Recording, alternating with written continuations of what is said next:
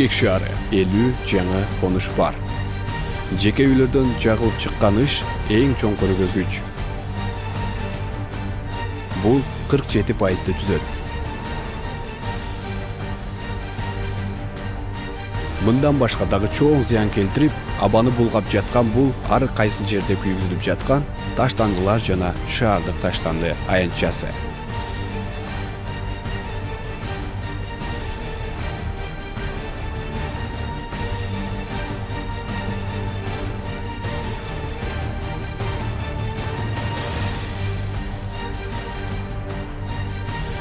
Абаны булгоо боюнча экинчи орунда бул ТЭЦ турат.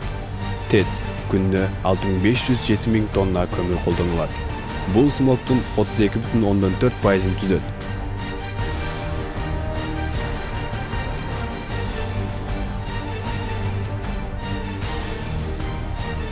$50,000 автоунага ылайык шаар.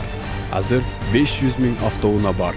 Бул көрүнүш автоунаалар 20,5% зыяндуу заттарды чыгарып жатат жана 1800 маршруттук таксилер кызмат кылат.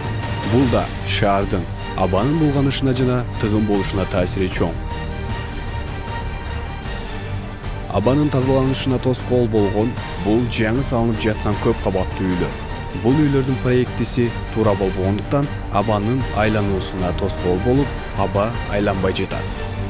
Мындай абанын булганылышы жүрөк, рак жана ар кандай ооруларды козгоп, өлүмгө алып келүү коркунучу бар. Жана 3 жылдан 5 жылга өмүрдү кыскартат. Кыргызстан жашыл шаарлардын катарында алдыңкылардан болгон. Ошол убакта 540,000 калкка 700,000 бактырак болгон. Азыр миллиондон ашык калкка 276,000 дарак бар.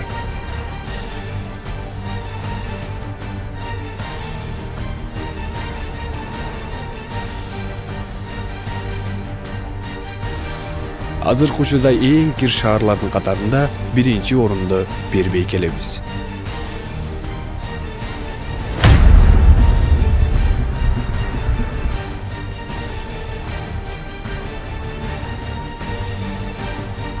Бүтүн Кыргызстан партиясы ушул көйгөйлөрдү чечүү боюнча 7 февраль фракция жыйынын өткөрөт.